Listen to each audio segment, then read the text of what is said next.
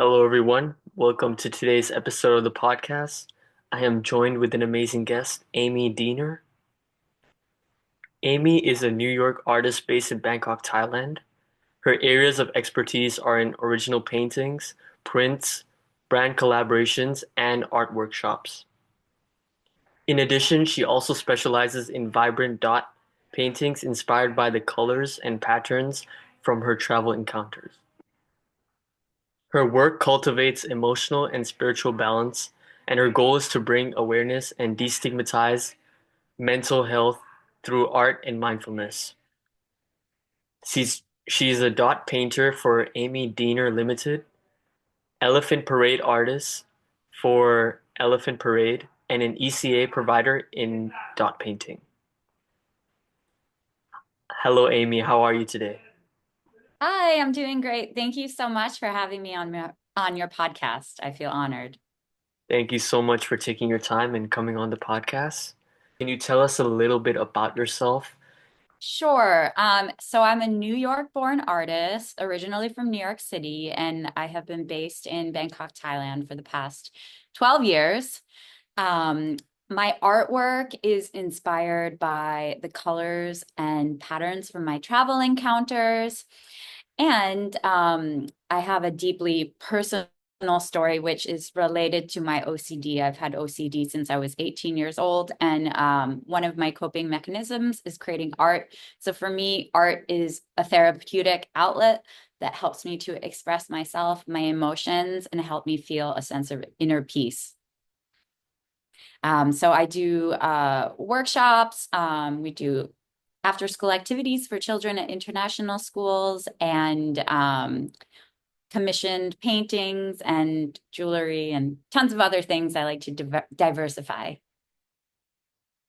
That sounds amazing, Amy. The fact that you're dabbling into so many aspects of art, it's truly inspiring, and I'm sure that my audience who are watching this would like to know more about you. And I mentioned in the introduction about dot painting. So for my audience who's not familiar with what dot painting is, can you please enlighten them on what dot painting is and how my audience can learn how to do it? Yeah, of course. So I would say dot painting is a very meticulous technique where you're dipping acrylic paint and you're literally dropping it down onto a surface, typically using tools like stylus or stick tools. Or some artists, such as myself personally, use brushes where we have to load up the brush with a lot of paint and then we drop it down to create this sort of 3D like dome, and it creates this beautiful purple, perfect circle. When you Can you tell my audience a little bit about when you first learned about dot painting and what were your initial thoughts on it? So I first discovered dot painting while living in Thailand. This was in about 2016. Um, my artwork just sort of started emerging with like little dot accents and patterns, and this meticulous and very repetitive process immediately resonated with me. And I felt drawn to it because it was so calming, rhythmic, and really therapeutic. Someone who struggles with OCD, the repetitive nature of creating a dot painting helps create some focus and order in my life and helps ease my mind and remove my worries. So I sort of fell in love with that new art form and I wanted to make it a core part of my artistic journey. And I've been doing that ever since, expanding upon all the subject matters that I incorporate, all the way from creating a beautiful concentric mandala to creating animal paintings and portraits. That sounds amazing, and I want to touch upon one thing that you mentioned, which is mandala. And you are also the co-founder and mandala.art.artist for Our Journey Zone.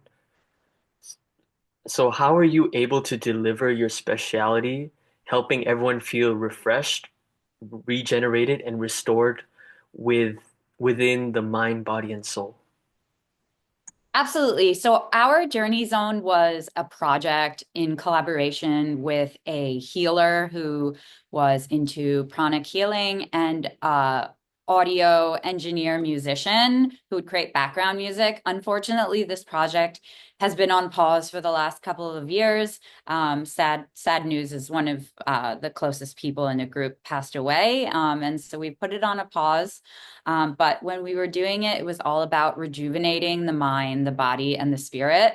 What I have done though is from our journey zone and that sort of concept, I've taken the art section and I brought it into resorts worldwide. So I actually travel to like five-star luxury wellness resorts and I deliver these dot painting sessions to the guests and to the staff. And it's really just a process that encourages relaxation, patience, and getting into your creative sort of inner child self. And whether through workshops, retreats, or personalized artwork, I create experiences that I feel nurture the soul and nurture the body and nurture the spirit. Do you have any sort of experience which you would like to share the audience about how, like the first time you traveled to a different resort in a different country and you delivered these workshops, what was that experience like, and how do you think that experience made you not only grow your art, but also make you grow as a person? So the first resort that I went to, I've been doing this for a couple of years now, was in Thailand. But the first resort that I went to doing this kind of experience was in Qatar, and this was in April 2024, so almost a year ago. And when I went in, I sort of had this really unique experience because I felt like both like I was like a guest of the resort, but also working with the resort. So they really treated me really nicely. And I was able to really open up and offer these sessions with their guests and such a variety of different guests. We had two sides to the resort. We had the Serenity side, which was adult only, and then we had the Discovery side, Discovery Oasis, which was children and family. So I got to deliver these sessions to both children and family, and then individuals and couples. And I think it's interesting because you don't usually see art in these kind of wellness resorts. So it's sort of something a little niche and different. So for people who are a bit creative, they were really intrigued by this because usually you have maybe you have like sound bowl healing, you have a chiropractor, you have chakra healing and body work. There's all these things are amazing, but mine is sort of a little bit of delving into wellness plus art. And I think that was interesting for a lot of the customers. And for me, I also really impacted the guests and the staff working there because I would do live artwork on site. And people would come by and interact with the painting and ask me questions. And they would see my journey because I would create this one artwork throughout at that point, it was a month. So over the full month, I made one really large scale painting and people would come in and see the journey of how it was progressing over time. And they would give me their feedback. So it was really fun. I would move the painting around to different locations on the resort. It was on a beach. So I went over to the beach. I went to the mangrove. I went over to where the water was. So I got to play around with that. And I got to enjoy all the food on the resort and everything like that. It's just sort of a win-win experience for me. And so the next resort I'm going to is called Aman Pulo, and I am going there next month, and I'm really looking forward to that in the Philippines. And I usually, what I do is I try and take inspiration from the location that I'm at. So when I was in Qatar, I painted a sandcat because sandcats are native to the deserts there. I created an oryx because that is the national animal of Qatar.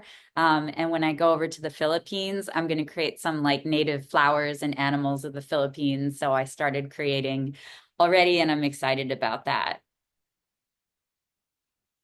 Wow, that sounds really exciting. And I really like how you mentioned that you interact with the environment that is around you, and each place is different, and you kind of take in different things from each environment that you were in, like in Qatar and now going to the Philippines. Connecting this all back, do you think as a dot painter that it like dot painting in itself is something that can help one connect with their inner child? I know you mentioned this before and about wellness, but if someone is trying to better understand themselves? Do you think dot painting allows you to grow as a person? Yeah, I would say reconnecting with our inner child brings us a sense of playfulness, curiosity, and joy. And life often focuses on very rigid structures. So art allows us to break free and rediscover wonder.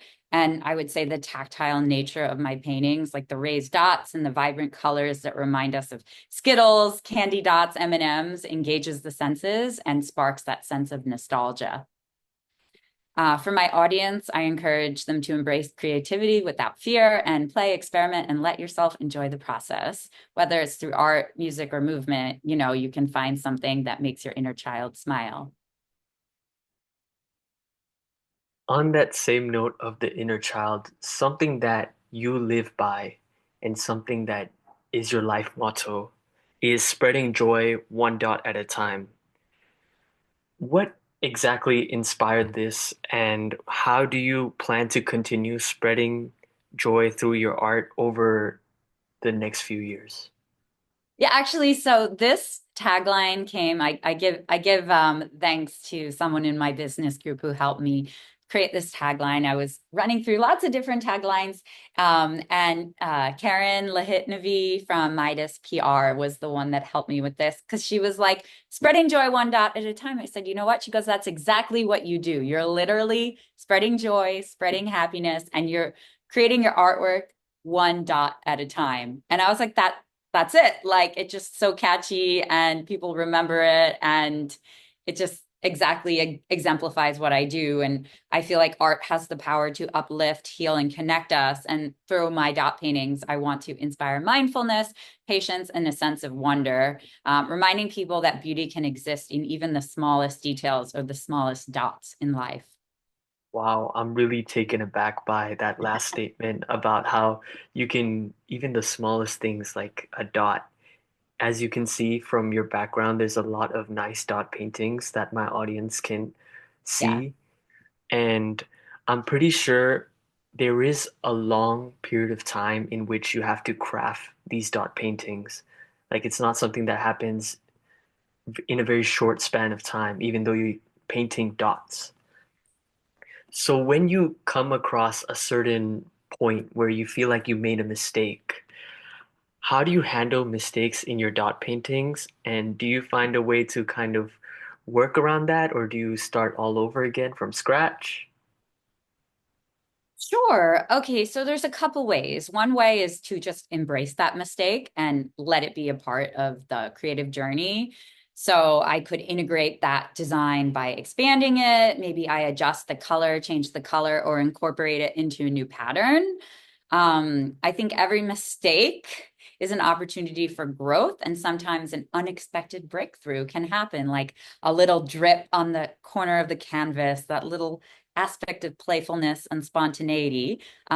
Whereas other times, to be honest, no, I don't want to keep that mistake on the canvas. And simply, I just use a little cotton bud and some water, and I can just remove the dot. And then it's like starting from scratch in that area. So it depends on what my vision is in the moment. If I want to melt it into something else or if I want to restart, I can do either way. And when I teach, I also teach these two concepts because sometimes it's good just to let it be and embrace the imperfections, where other times we want to kind of adjust what we're doing and we can just remove it simply and then change it.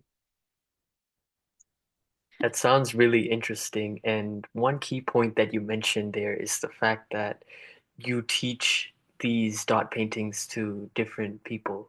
Like I mentioned in the introduction, you teach it as an ECA.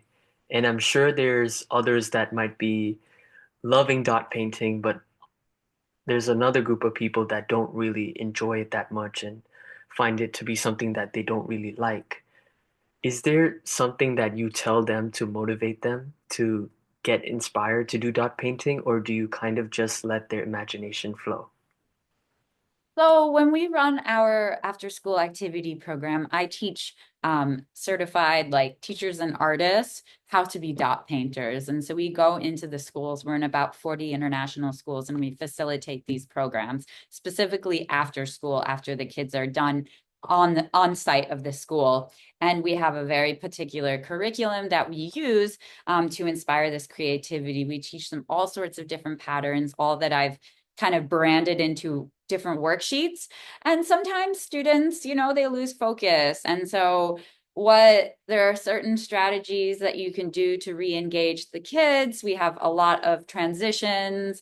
We can work on different breathing exercises. We can take little breaks, get some water, come back, and maybe leave the painting alone and come back to it the next week and have a new, fresh idea. Look at the painting from the distance and get a new idea. And we have many, many examples around the classroom that we can use for inspiration. We have physical artworks, we have laminated artworks of my work and other dot painting artists of the teacher's work. So we have a lot of sort of references for them to kind of come up with different ideas. But to be honest, dot painting is not for everyone. Not everyone will enjoy this process, in which case that's okay. There are so many other activities out there as well that can engage you and put you into this mindfulness stage. I do it as well in dancing, in other activities.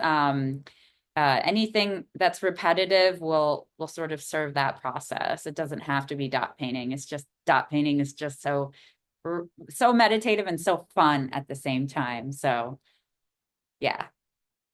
Absolutely. I think dot painting seems to be really interesting, and I urge my audience who's watching this right now to take up dot painting or at least try it because, like Amy said, it's putting you in a great state. It allows you to connect with your inner child.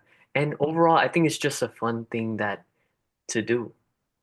Exactly. It's like connecting that aspect of fun with creativity, with mindfulness. It's sort of a blend of all those things. And yeah, a lot of people enjoy it, adults and children alike. Absolutely. I think that each painting that you do or each dance style, like you mentioned, you like dancing, I think, or in anything in general, like when you do dot paintings, each time you envision something different and your goal and the way that you plan the dots might be a bit different. And I mentioned in the introduction that you are elephant paint artist for Elephant Parade. When it comes to painting the elephants, how do you create unique designs for each of the different elephants? Okay, so let me just give you a little rundown. So Elephant Parade is a social enterprise. They run the world's largest exhibition of hand-painted, decorated elephants made by artists and celebrities. And so there's actually a contest that you have to enter. And if you win the contest, which I did, then you get your art put onto a full-size elephant. And so the process is actually we have the actual elephant. We have like a 20-centimeter elephant and we designed the prototype. So I designed like a mini prototype and I made it blue. And the elephant is called Blue Elephant in a Room. The reason is when you have a blue elephant in the room, it's supposed to create a safe space to talk about mental health. And it was literally a blue elephant that was dotted. So it kind of worked hand in hand. And then that design got selected. And then that was made into a full size one that has gone into different parades. It just finished a parade in Bangkok. It's going to Pattaya. It was in Phuket. It might go out of the country soon, and so it's an exciting thing. So I've only done one design for them so far. Wow, firstly, congratulations on winning that prestigious award. It must feel Thank really you. amazing. And, Yeah. having that elephant going to different places. And you mentioned talking about mental health and, these sort of things. It's really important that, you're able to express not only yourself through ele the different designs that you do, but having your designs represent different sort of things. And I think that's really inspirational. And that's something that we can do in any form of art. And I mentioned in the introduction that your goal is to bring awareness and destigmatize mental health through art and mindfulness. And you mentioned through the interview that you had OCD when you were 18, and this was kind of a coping mechanism. And in your art journey, someone that you looked up to was Yayoi, and she was someone who used her signature polka dot paintings as a coping mechanism for her hallucinations. So my question to you is, when did you first discover her work, and what lessons do you take from her, and why she specifically someone that you look up to? Yeah, of course. So, I discovered Kusama's work probably like in my mid 20s or something. I was instantly captivated by her work. I went to a exhibition at the Tokyo National Museum of Art in Japan, and she had a solo show going on. And this was before she opened up her own museum there. And I was instantly captivated by her use of repetition, color, and she has these super immersive installations that you can walk inside that are all incorporated with dots. She is like the princess of polka dots, essentially, and she's super famous. And what she did is she had the ability to transform her personal struggles into powerful artistic statements. And that deeply resonated with me because she has these hallucinations and goes through the mental health things, and she's doing something similar where she's using her art as an outlet and to kind of spread awareness on the mental health community and what we can do in order to make something that is such filled with like sort of negativity and struggle into something beautiful and inspirational for other people at a very much emotional level. Wow, that sounds absolutely incredible. And her artwork is something that resonated with you, and it's something that I think you carry on in your artistic journey till today. And it's something that maybe my audience can look out for and maybe check out her artwork because every art is different.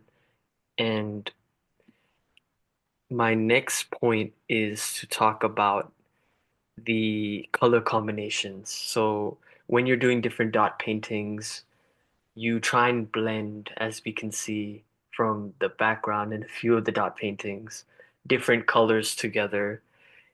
When it comes to crafting, and you mentioned having the vision, how do you choose the color combinations, and how do you understand how the viewer's mind, body, and spirit react when the different colors are placed together? Sure. So there's like sort of two methods that I go towards when selecting colors. One is just intuitively. I'm just drawn to certain colors, the way they aesthetically look together. They can create different feelings of uplifting and relaxation. So like when I'm adding these like elements of green into it, there's that really like calming effect to it. And then I add a little bit of purple into the green, and then that can kind of uplift it as well. Because I would say my artwork is has that combination. It makes you excited, but it also makes you feel at peace. So I like to have colors that sort of go alongside that. And it's honestly quite intuitive. It just kind of comes out of me. Other times I choose very specific colors based on my travel encounters. Like if I went over to New Zealand many years ago, and I was really inspired by these really beautiful pink and purple lupins that like line the entire like forest and the sky that surrounded it. So I sort of incorporated colors of like aqua and purple and pink and sky blue into it. And then I called that painting lupins. So sometimes it's extremely intuitive, sometimes it's conscious. And I like to carefully balance those contrasts and gradients, and I want to create a very harmonious experience for the viewer that's both uplifting and calming. And I think colors can have a very subconscious impact on mood, and I use them to enhance feelings of peace, joy, connection, and positivity. That's actually a really amazing gift that you have, Amy. Like you mentioned that the first point, how it comes to you intuitively. We mentioned travel encounters, but the fact that these color combinations come to intuitively and balances a sort of artistic composition and is an important part of how viewers perceive the art. I think that's really amazing that how it comes to you as a gift, and I encourage you to keep continuing this path because that's something that is really inspirational and how you connected it with, the mind, body, spirit. It's more than just actually crafting a dot painting. And on the topic of your painting, you described it to be tactile and reminiscent of sweet dot candies a little bit earlier in the podcast, such as Skittles as one example. And you create this sense of tactility by reconnecting with the inner child. And for someone like you who's doing so many artistic forms such as dance, dot painting, and elephant painting, why is it important for you in this note? And what can my audience learn from this? Um, why is it important for you to have this sort of paintings that are very tactile and reminiscent to sweet Okay. dot candies? Sure. I mean, so I love to add that. I love to layer and layer and layer and create these kind of little worlds of dots. And you can have like 15 dots on top of each other, and it creates these little mountains. And it just makes it, to be honest, it gives that sense of playfulness. It makes it so you want to touch it. It creates this like intuitive sort of emotional bond, and it brings you back to, yeah, like it reminds me of candy and when I'm a child and I'm trick-or-treating during Halloween and the joys that come from that and all that sort of whimsical aspects. So yeah. Is the reminiscent to the sweet dot candies and the Skittles and how you reference like trick-or-treating when you were a child, is that something that gives you drive to keep pursuing dot painting? Yeah, it's one of my drives for sure. Because when I create, I am also connecting with that inner child. And I am a kid at heart and I work with kids. So a lot of my products that I create are actually like I have unicorn pendants for children. And so most of my products are targeted towards kids because I think I'm still a kid myself.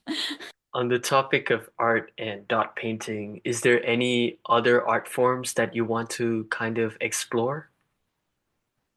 So I am really content with doing the dot painting, but I've lately been adding these. It's like a dragged out dot and it's called a swoosh and it looks like a petal. So I've been adding, and a lot of dot painters use those in their art. So I've been adding a lot of those elements into my more recent works. And I like playing like with different subject matters. So like I've done a lot of portraits lately. I think I'm going to do a portrait of Taylor Swift soon. So I'm excited about that because apparently sometimes she likes to like and reshare her fan arts work. And then maybe a few Thai people as well. I have a secret person that I just painted who is quite famous. So I like doing like real people too, and then incorporating the dots in and that emotion that comes with that, and the excitement when the viewer receives it. And I think I'm gonna do more like when I go to resorts, more inspiration from that specific country and stuff, like embedded into the art, not just the colors, but the actual subject matters. So I can just sort of keep expanding upon the patterning and upon the subjects that I do with the dot art. Wow, that sounds really amazing, and my audience will definitely be on the lookout for the Taylor Swift and the other Thai artists that you've painted, and I'm sure that they'll be looking forward to it. And by the time this podcast comes out, maybe they can have a look at some of the other art paintings that you've done in the past and be inspired. For But sure. as we are approaching the end of the interview section of the podcast, I would like to ask you one final question, which is if you could voice one unique message to the world, what would it be? I would say that even when you struggle, you might have any personal struggle, you can leverage that personal struggle and turn that into something beautiful and inspire others and make them realize that they're not alone in their journey. That would be my one big message that I would want to take. Because for me, I'm an OCD advocate, and creating art has been a way to spread that awareness. And I think for other people, they can consider different things that they feel they resonate with and through their journey, and just stand up for what they believe in and realize that, we're not alone. Everyone's going through or battling with something, and feel free to, let that out. On that note, that would be the end of the interview section of the podcast. Thank you so much, Amy, for your time. Thank you so much for having me on your podcast and allowing me to share my story with your audience. No worries. Thank you so much once again for coming. And for my audience who is new to the channel, please make sure to like, subscribe, and to share this video if you did enjoy. And if you haven't already done so, please stay tuned. Please subscribe to stay tuned for more upcoming videos coming soon. Thank you.